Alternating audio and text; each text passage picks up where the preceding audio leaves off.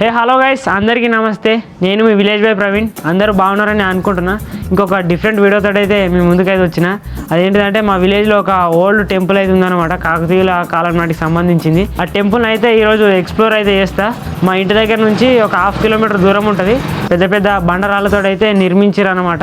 ఇప్పుడు అడిగి పోయిన తర్వాత ఆ గుడి ఎట్లుంటుంది ప్రతి ఒక్కటైతే డీటెయిల్స్గా మీకు ఈ వీడియోలో అయితే ఎక్స్ప్లెయిన్ అయితే చేయబోతున్నా. ఈ వీడియో వచ్చేసి ఎక్స్ప్లోరింగ్ అనమాట. ఇంతవరకు ఈ వీడియోని లైక్ చేయకపోతే లైక్ చేసేయండి. ఇటువంటి డిఫరెంట్ వీడియోస్ కోసం మన ఛానల్ని సబ్స్క్రైబ్ చేసుకోండి.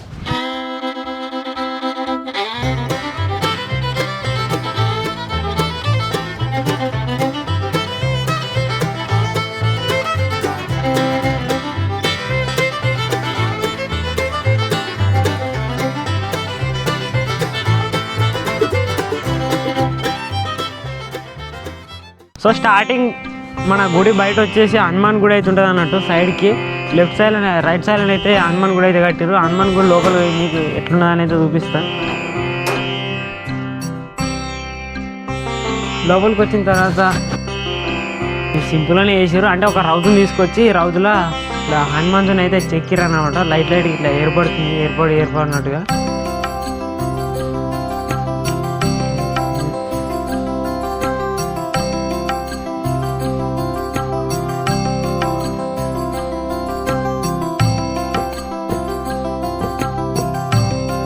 మన మెయిన్ శివాలయం లెక్క కాకుండా దీన్ని నార్మల్గానే సిమెంట్ తోటి అయితే ప్రతిష్ఠించారు అన్నమాట.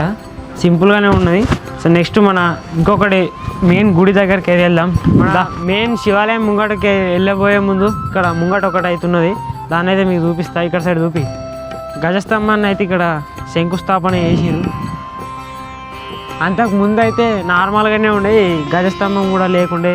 మీరు ఇక్కడ సైడ్ చూసినట్టయితే ఈ మధ్య నుంచి వెళ్ళనీకి ఇట్లా ఈ బొంగులు అయితే వేసిరు కదా, ఇది సుతా లేకుండా ఇంపై రీసెంట్గానే డెవలప్ చేసిన తర్వాతనే వేసారు. ఇది సుతా రీసెంట్గా ఒక 1 year బ్యాక్ అయితే వేసారు.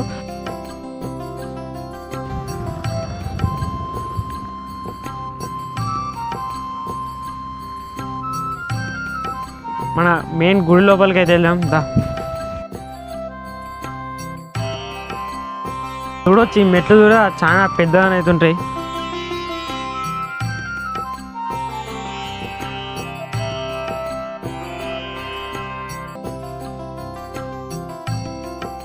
సో లోపలికి అయితే వచ్చేసినాం గాయస్. లోపలికి వచ్చి డోర్ అయితే పెట్టేసినాం. లోపలికి వచ్చిన తర్వాత మీరు ఇక్కడ సైడ్ చూడవచ్చు, పెద్ద పెద్ద బండారాలతో అయితే కట్టిరుగా. ఇది దీనికి పెయింట్ అయితే వేసిరు అనమాట, ఏర్పడతలేదు. అందుకే రౌతులాగా నార్మల్ సిమెంట్ దానిలాగా అయితే కనిపిస్తుంది. ఇక్కడ సైడ్ వచ్చినట్టయితే ఇక్కడ వినాయకుని విగ్రహం అయితే ఉందన్నమాట. అంతకుముందు అయితే ఇక్కడ వినాయకుని విగ్రహం అయితే లేదు. బయట నుంచి టెంపరీగా తీసుకొచ్చి ఇట్లా విగ్రహాలు చెక్తారు కదా, అక్కడ నుంచి తీసుకొచ్చి పెట్టిరన్నమాట. అంటే ఇలా వాస్తుకు అని రకరకాలు చెప్పారు. పూజారులు చెప్పిన తర్వాత తీసుకొచ్చి పెట్టారు. అంతకుముందు ఏం లేకుండా నార్మల్గా ఉండే. ఇక్కడ సైడ్ మీరు చూడవచ్చు, ఇక సిమెంట్ అయితే వేసారు. అంతకుముందు ఏది లేకుండే, నార్మల్గా ఉంటే దానికి సిమెంట్ వేసి ఇట్లా అంటే పర్రెలు పెట్టింది అనమాట. రౌతుల మధ్య నుంచి పర్రెల్ని రకరకాల అన్ని మొత్తం కవర్ అయితే చేసారు. 3 శివాలయాల మధ్యలో ఇట్లా నంది విగ్రహం అయితే పెట్టిరనమాట. నంది విగ్రహం కూడా అంతకు ముందు అయితే లేదు, తర్వాత తీసుకొచ్చి పెట్టారు. ఇక్కడ సైడ్ మీకు చెప్పిన ఇంతకుముందు వినాయకుని విగ్రహం అని చెప్పేసి, అప్పుడే మిగతా ఈ విగ్రహాలు అయితే అన్నీ తీసుకొచ్చి ఇక్కడ పెట్టారు అనమాట. ఇక్కడ మధ్యలో ఒక బాయ్ అయితే ఉండేనట, దాన్ని ఇట్లా క్లోజ్ చేసేసి బండతో అయితే క్లోజ్ చేసేసారు అని అంటారు. బండ సుది ఇట్లా రౌండ్ షేప్లో అయితే మన బిల్లలాగానైతే ఉంటుంది, ఇట్లా క్లోజ్ చేసినట్టుగా. అది ఎంతవరకు నిజమో అవదో మనకైతే తెలియదు. మా విలేజ్లో అయితే అంటారు ఇట్లా మధ్యలో బాయ్ ఉండే. ఇది ఫస్ట్గా ఇక్కడ సైడ్ నుంచి వస్తారు కదా. ఇక్కడ సైడ్ వచ్చిన తర్వాత 3 గుళ్ళు అని చెప్పినా కదా. ఫస్ట్ గుళ్ళకి అయితే పోతున్నా దా. వచ్చి లోపలికి వచ్చిన తర్వాత మీరు ఇక్కడ చూడవచ్చు, దీని అయితే చెక్కిరు అన్నమాట. మొత్తం రౌతుని ఇట్లా రకరకాల డిజైన్లు అయితే వేసారు. ఇక్కడ సైడ్ దా చూపి ఇట్లా గోల్డ్ కలర్ వేసారు. తర్వాత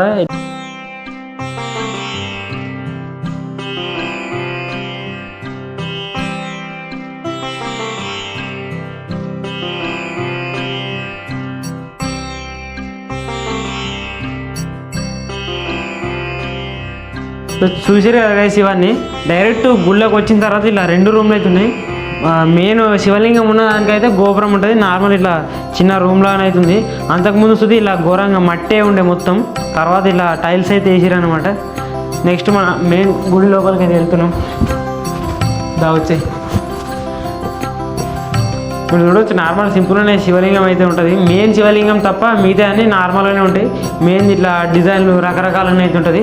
మీరు ఈ గుడి చూసుకున్నట్టయితే మొత్తం బ్యాక్ సైడ్ అయితే వంగినట్టుంది కదా, అది ఎందుకున్నదని ఒక వీడియో లాస్ట్ అయితే చెప్తే ఒక పెద్ద చరిత్ర అయితే ఉంది దాని వెనుక. మీరు ఈ గోడ చూడవచ్చు మొత్తం బ్యాక్ సైడ్ అయితే వంగిపోయింది. అంటే గుడి ఉండు సుతా మొత్తం వీడు వెనుకకైతే వంగిపోయింది, కానీ విగ్రహం వచ్చేసి స్ట్రేట్గానే ఉన్నది.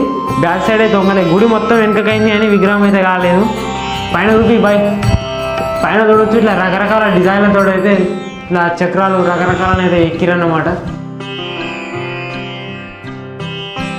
ఇక్కడ సైడ్ కూడా చూడవచ్చు గుడి బ్యాక్ సైడ్ అయితే వంగిపోయిందని చెప్పాను. ఇట్లా ఫ్రేమ్ లెక్కలు అయితే ఉన్నాయి రౌతులు, 4 రౌతులు ఉన్నాయి, 3 రౌతులు ఇట్లా అటాచ్ చేసి ఇది చూద్దా మొత్తం బ్యాక్ సైడ్ అయితే ఇట్లా వంగిపోయిందని చెప్పేసి దాని దగ్గరగా ఇట్లా వంగిపోయిందని చెప్పేసి ఇక్కడ మధ్యలో బయటికి అయితే ఇట్లా కనబడుతుంటే స్పేస్ వచ్చింది.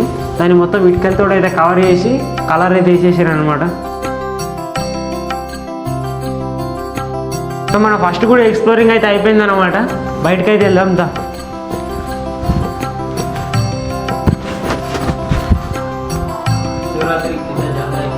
అది ఇప్పుడు కాదు లాస్ట్కి. సో ఇక్కడ సైడ్ వచ్చిన తర్వాత ఇక్కడ చూద్దా ఇంకొక విగ్రహాన్ని అయితే ప్రతిష్ఠించారు అన్నమాట. పేరు వచ్చేసి ప్రతి ఒక్క విగ్రహానికి బోర్డు అయితే పెట్టారు అన్నమాట. బోర్డును ఫిక్స్ చేశారు, అంటే కొంతమంది తెలియదని చెప్పేసి బోర్డు అయితే ఫిక్స్ చేశారు. సుబ్రహ్మణ్య స్వామి విగ్రహాన్ని అయితే ఒక 2 years బ్యాక్ అయితే ఇక్కడ ప్రతిష్ఠించారు. అంతకుముందు నార్మల్గానే ఉండే. మన సుబ్రహ్మణ్య స్వామి ఎక్స్ప్లోరింగ్ అయితే అయిపోయింది. మెయిన్ మన శివాలయం లోపలికి అయితే వెళ్దాం దా. వచ్చాయి. సో సేమ్ ఇంతకుముందు చెప్పిన కదా ఫస్ట్ కూడా డిజైనింగ్ అయితే ఎట్లున్నదో ఇవి చూద్దా సేమ్ అట్లనే కలరు, పెయింటింగ్, డిజైన్లు సేమ్ అట్లే ఉన్నాయి. విగ్రహాలు చూద్దా సేమ్ అవే పెట్టారు దా. వచ్చాయి లోపలికైతే వచ్చేసినాం గాయస్. మన మెయిన్ విగ్రహం వచ్చేసి ఇదే అన్నమాట. ఇది గర్భగుడి మెయిన్, అంటే శివరాత్రి అప్పుడు పూజలు అయితే చెప్పిన ఈ విగ్రహం దగ్గరనే చేస్తారు. సేమ్ దానిలాగానే పైన డిఫరెంట్, అంటే మెయిన్ కాబట్టి చక్రం అయితే వెరైటీగా ఉన్నది. డిజైన్లు రకరకాలుగా వేసారు. ఇలా లైట్స్ కూడా ఉన్నాయి కానీ కరెంట్ అయితే లేదన్నమాట. అందుకోసమే నార్మల్గానే క్లారిటీ బాగా వస్తలేదు కావచ్చు. గైస్ మెయిన్ గుడి కూడా ఎక్స్ప్లోరింగ్ అయితే అయిపోయింది అనమాట.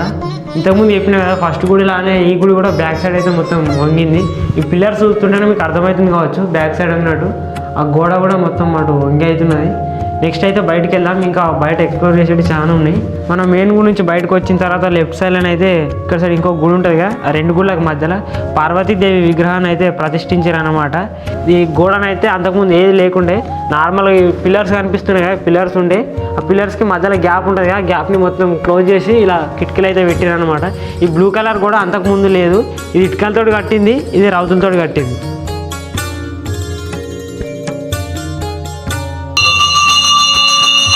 నెక్స్ట్ మీరు ఇక్కడ చూసుకున్నట్టయితే మీకు ఇంతకుముందు చెప్పినగా మొత్తం రౌతులతోటే కట్టిరని చెప్పేసి పైన చూడొచ్చు. ఆ రౌతులు అయితే ప్రతి ఒక్కరు ఇట్లా మధ్యలో సందులు అయితే ఏర్పడుతున్నాయి. మన తాటిగుడి లోపలికి అయితే వెళ్దామంటే సాడ్ ఏంటిదంటే లాక్ అయితే వేసిరు అనమాట. దీనికి లోపలికి పోరాకుండా కొన్ని గుడికి సంబంధించిన సామాన్లు అయితే పెట్టిరు దీని లోపల. అందుకోసం అని చెప్పేసి లాక్ అయితే వేసారు. విగ్రహం అయితే ఇక్కడ నుంచి అయితే జూమ్ చేసి అయితే చూపిస్తాడు. మీరు ఇక్కడ చూడవచ్చు విగ్రహం అయితే చూపిస్తున్నా. సేమ్ ఫస్ట్ విగ్రహం ఉంది కదా అట్లనే ఉంది. ఇక్కడ సైడ్ కూడా అన్ని సామాన్లు అయితే పెట్టారు. అందుకోసమే దీనికైతే లాక్ అయితే వేసారు అనమాట.